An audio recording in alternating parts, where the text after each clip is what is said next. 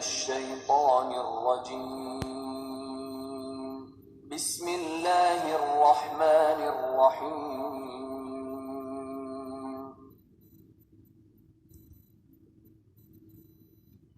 We gave a dream to every child. CD Education System, a network to all over Pakistan, under supervision of Ministry of Defence. CD Public School and College, Texla Kent.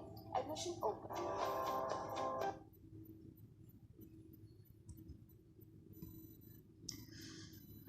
अस्सलाम वालेकुम students, welcome to class 10th। आपका period है पाक study का और मैं हूं आपकी टीचर मिसिस शफीका। तो आइए अब हम आज के लेक्चर का आगाज़ करते हैं। आज का जो आपका लेक्चर है वो कॉन्स्टिट्यूशन के बारे में है, the constitution of the Islamic Republic of Pakistan. तो ये जो कॉन्स्टिट्यूशन है ये 1973 का कॉन्स्टिट्यूशन है, 1973 का आइन।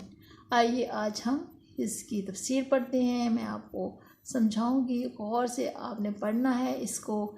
इस आयन के आपने जितने भी अहम पॉइंट्स हैं उनकी अंडरस्टैंडिंग करनी है। तो की एस्पेक्ट्स ऑफ कॉन्स्टिट्यूशन ऑफ 1973 के आयन के जो अहम पहलू हैं वो आपने पढ़ने हैं। नंबर 1 पे है इफ्तिताहिया। इफ्तिताहिया से मुराद ये होती है कि जब किसी भी चीज़ का आगाज़ होता है, शुरुआत होती है, तो उसको इफ्तिताह करना कहते हैं। तो जब इसका आगाज़ किया गया तो 1956 और 1962 के आइन की तरह इसके जो शुरुआत है, इसका जो बुनियादी हिस्सा है, इसकी जो बुनियाद है, उसमें 1973 के आइन में भी करारदाद मकासिद को शामिल किया गया है और उसमें ये कहा गया है कि पाकिस्तान का खालिक और मालिक अल्लाह ताला है, यानी कि अहमियत आला अल्लाह ताला की है और अवाम जिन नुमाइंदों को मुंतखब करते हैं, जिनका इंतखाब करते हैं, वो नुमाइंदे अपने इख्तियारात का इस्तेमाल मुक़द्दस अमानत के तौर पर कुरान और सुन्नत की हदूद के अंदर रहते हुए इस्तेमाल करेंगे। और ये जो करारदाद मकासद है इसको 1985 में एक तब्दीली के ज़रिए 1973 के आइन का बाकायदा हिस्सा बनाया गया है। 1985 में ये काम हुआ था कि इसको बाकायदा तौर पर 1973 के आइन का हिस्सा बना दिया गया था। नंबर 2 है तहरीरी आइन। हमारे पास 1956 का आइन भी तहरीरी तौर पर मौजूद है, तहरीरी कहते हैं, लिखा हुआ है। और 1962 का आइन भी है और 1973 का आइन भी लिखा हुआ है। और इस आइन के 280 दफ़ात हैं, इसके 12 हिस्से हैं और ये 6 गोशवारों पर मुश्तमिल है जो तहरीर है। ये अब इसकी ये तफसील है जो तहरीर की है, आपको इसके बारे में बताया गया है। नंबर 3 है आपका वफाकी आइन, फेडरल कॉन्स्टिट्यूशन। फेडरल इसलिए कहा जाता है कि इस आइन में पाकिस्तान को वफाकी ममलकत करा दिया गया है। और वफाक जो है उसमें कौन कौन से इलाके शामिल हैं, उसमें हैं इसके तहत, इस आइन के तहत वफाक पाकिस्तान में जो हिस्सा शामिल है वो 4 सूबे हैं, वफाक दारकूमत और इससे मुल्का इलाके, वफाक ज़ेर इंतज़ाम कबायली इलाका जात और सूबों से मुल्का कबायली इलाकों पर जो मुश्तमिल इलाके हैं, वो ये सारा जो इलाका है इसको वफाक कहते हैं। और इस सारे वफाक को पाकिस्तान का हिस्सा जो है वो बनाया गया है, यानी इसको वफाक कहा गया है और पाकिस्तान को वफाकी ममलकत करा दिया गया है। अब ये तो था आपका वफाकी आइन के बारे में। चूँकि पाकिस्तान को इस आइन में वफाकी ममलकत करार दिया गया है और इसके आपको हिस्से भी बताए गए हैं कि इसके कौन कौन से हिस्से इसमें शामिल है वफाक में, ये भी आपने डिटेल समझ ली है। और इसको इसीलिए वफाकी आइन कहते हैं कि इस आइन में पाकिस्तान को वफाकी ममलकत करार दिया गया है। ये आपका शॉर्ट क्वेश्चन भी आता है, उसका भी आपने इसी तरीके से आंसर लिखना है। और अगर आपको ये समझ नहीं आया तो आप दोबारा भी इसको समझ सकते हैं। नंबर 4 पे है नीम उस्तवार आइन। इसका मतलब ये है सेमी रिजिड कॉन्स्टिट्यूशन का कि 1973 का जो आइन है उसमें तब्दीली की गुंजाइश है, तब्दीली की जा सकती है। और ये जो आइन है इसमें तब्दीली का तरीका ना ज़्यादा मुश्किल है ना ज़्यादा आसान है। कौमी असम्बली और सेनेट जो हैं ये 2 इदारे हैं हुकूमत के, जो जिसकी 2/3 हिस्सा जो है उसकी अगर अक्सरियत चाहे तो इसमें आइन में तब्दीली कर सकती है। ये तो था आपका तब्दीली के बारे में। नई मुस्तवार आइन का मतलब है कि इसमें तब्दीली की जा सकती है। अब उसके बाद है नंबर 5 पर कौमी ज़ुबान। इसमें ज़ुबान के बारे में बताया गया आपको कि जो पाकिस्तान है इसकी जो कौमी ज़ुबान है वो उर्दू है, सरकारी ज़ुबान इंग्लिश है। तो इसमें ये कहा गया था 1973 के आइन में कि 15 सालों के अंदर अंदर उर्दू को पाकिस्तान की सरकारी ज़ुबान की हैसियत हासिल हो जाएगी और उस वक्त तक अंग्रेज़ी ज़ुबान को सरकारी ज़ुबान के तौर पर इस्तेमाल किया जाएगा, मगर आज तक ऐसा मुमकिन नहीं हो सका। नंबर 6 पर है इस्लामी आइन। इस्लामी आइन, इसको ये जो 1973 का आइन है इसको इस्लामी आइन भी कहा जाता है। क्यों कहा जाता है कि पाकिस्तान के इस आइन में जो मुल्क है, ममलकत है, पाकिस्तान है, इसका सरकारी जो मज़हब है वो इस्लाम को करार दिया गया है और जो सदर और वज़ीर आज़म है उनके लिए मुसलमान होना ज़रूरी है। अगर किसी और मज़हब से कोई शख्स ताल्लुक़ रखता है और वो सदर या वज़ीर आज़म बनना चाहे तो वो इस ओहदे पर फाइज नहीं हो सकता उस वक्त तक जब तक वो मुसलमान ना हो। तो ये लाजमी शर्त है सदर और वज़ीर आज़म के लिए।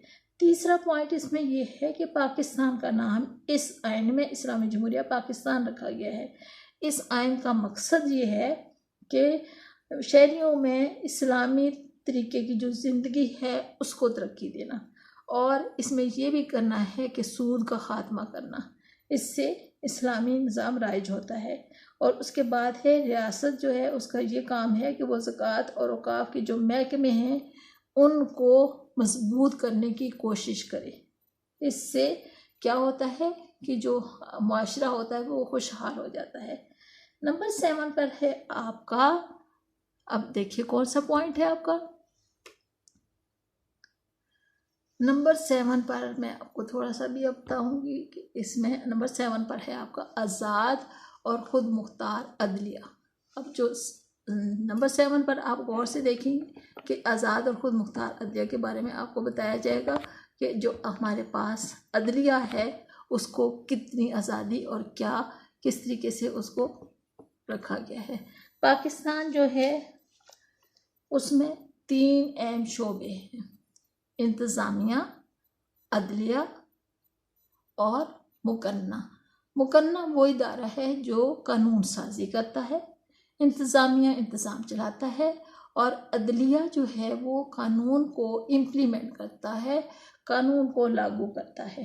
तो 1973 के आइन में अदलिया को आज़ादी की ज़मानत फराहम की गई है, जजों को माकूल मुआवजा और मुलाजमत का तहफ़्फ़ुज़ देने की ज़मानत दी गई है और ये कहा गया है कि अदलिया को भी अलग रखा जाएगा और इंतज़ामिया को, इन दोनों शोबों को अलग अलग रखा जाएगा ताकि ये अपने काम आज़ादाना तौर पर सर अंजाम दे सके।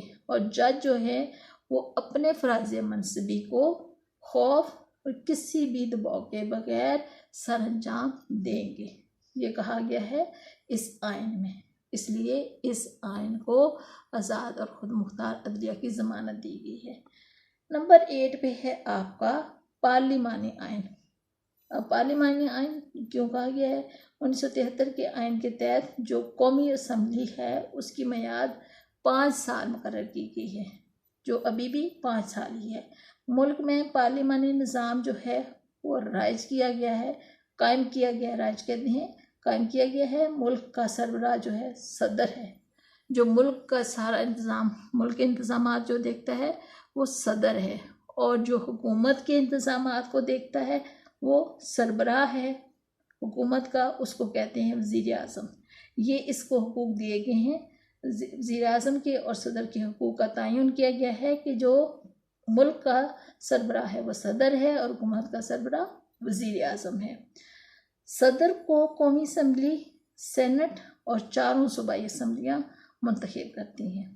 और वज़ीर आज़म को कौन करता है? वज़ीर आज़म को करती है कौमी असम्बली की अक्सरियत, यानी जो जिस शख्स को भी कौमी असम्बली के ज़्यादा मेंबर इंतखाब करते हैं, वोट डालते हैं, वो कौमी असम्बली का वज़ीर आज़म बनता है।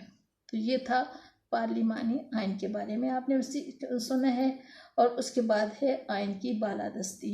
इसमें ये कहा गया है कि जो आइन है मुल्क में, अगर कोई शख्स भी आइन की खिलाफ वर्जी करेगा, यानी हर शख्स पे ये लाजम है कि वो कानून का एहतराम करे, कानून के मुताबिक अमल करे, और अगर कोई शख्स कानून तोड़ता है या कानून तोड़ने की कोशिश करता है तो ऐसे शख्स पर संगीन गद्दारी का इल्ज़ाम के तहत मुकदमा चलाया जाएगा। और ये ऐसा मुकदमा है कि जिसकी बहुत सख्त किस्म का होता है, जो आइन की खिलाफ वर्जी करने वाले पर चलाया जाएगा। तो ये थी आइन के बारे में कि आइन को कितनी अहमियत हासिल है। उसके बाद है आइनी इदारे। आइनी इदारे का मतलब होता है कि कानून बनाने वाले इदारे, यानी कौन से इदारे, ये कॉन्स्टिट्यूशनल इंस्टीट्यूशंस। 1973 के आइन में मरकज़ी और सूबाई मफादात और मामलात के तहफ़्फ़ुज़ के लिए, यानी उसकी हिफाजत के लिए कानून ने कई एक इदारे बनाए हैं। कौन से इदारे बनाए हैं? हिफाजत के लिए मुश्तरका मफादात की कौंसल, नंबर 2 है कौमी इक़्तिसादी कौंसल, नंबर 3 है कौमी मालियाती कमीशन, नंबर 4 है इलेक्शन कमीशन, और नंबर 5 है वफाकी मुतसिब का इदारा। ये 5 इदारे हैं जो आइन की हिफाजत के लिए बनाए गए हैं। ये इदारे आइन की हदूद के अंदर अपने फ़राइज़ मनसबी सर अंजाम देते हैं और मुल्क की मफाद सबसे ज़्यादा अहमियत का हामिल है इनके नज़दीक। सबसे पहले मुल्क की अहमियत इनके सामने होती है, यानी मुल्की मफादात के अलावा कोई भी काम ये उसमें नहीं कर सकते हैं। सबसे अहम इनके नज़दीक मुल्क का फ़ायदा होता है, इज्तिमाई फ़ायदा होता है। मुल्क का फ़ायदा देखते हैं, अपनी ज़ात का या किसी किस्म का फ़ायदा नहीं देखते। मुल्क के मफादात को अहमियत हासिल होती है इनके नज़दीक। नंबर 11 पर है 2 ऐवान मुकन्ना। पाकिस्तान जो है उसका सबसे जो बड़ा इदारा है वो पार्लियामेंट है, और पार्लियामेंट जो है उसके 2 इदारे हैं। एक है ऐवान बाला, यानी ऊपर वाला हिस्सा, और एक है ऐवान ज़री, नीचे वाला ऐवान। जो ऊपर वाला ऐवान है उसको कहते हैं सेनेट, और जो ऐवान ज़री है वो कहते हैं कौमी असम्बली को। तो अब जो कौमी असम्बली है, कौमी असम्बली जो है उसको जो ऐवान ज़री हैं उसको कौमी असम्बली कहते हैं। तो सेनेट में जो सूबे हैं उनको मुसावी नुमाइंदगी दी गई है, यानी सेनेट में 4 सूबों के नुमाइंदे शामिल होते हैं, उनको बराबर के हकूक़ हासिल हैं। किसमें? सेनेट में। सेनेट में 4 सूबों के नुमाइंदे होते हैं और उनको एक जैसे हकूक़ हासिल होते हैं, और इसकी मियाद 6 साल होती है। और जो सेनेट है उसके अरकान जो होते हैं उनकी तादाद है 104। आप देखें कि इसमें 104 हैं, और जो कौमी असम्बली है उसके अरकान की तादाद होती है 342। तो ये जो दोनों हैं, ये दोनों मिलाकर कितनी तादाद बनती है? 446। तो पार्लियामेंट की जो कुल तादाद है वो है 446। ये इसके कुल मेंबरान है, और पार्लियामेंट को मजलिस शूरा भी कहते हैं। अब इसके बाद है नंबर 12 पे बुनियादी हकूक़। किसी भी मुल्क में बुनियादी हकूक़ को सबसे ज़्यादा अहमियत हासिल होती है। तो देखते हैं कि इस आइन में बुनियादी हकूक़ के बारे में क्या कहा गया है। इसमें यह कहा गया है कि तमाम शहरियों को तमाम बुनियादी हकूक़ हासिल हैं, यानी इसमें इतना इंतज़ाम किया गया हकूक़ के बारे में कि ये इसमें कहा गया है कि उनको हासिल हैं।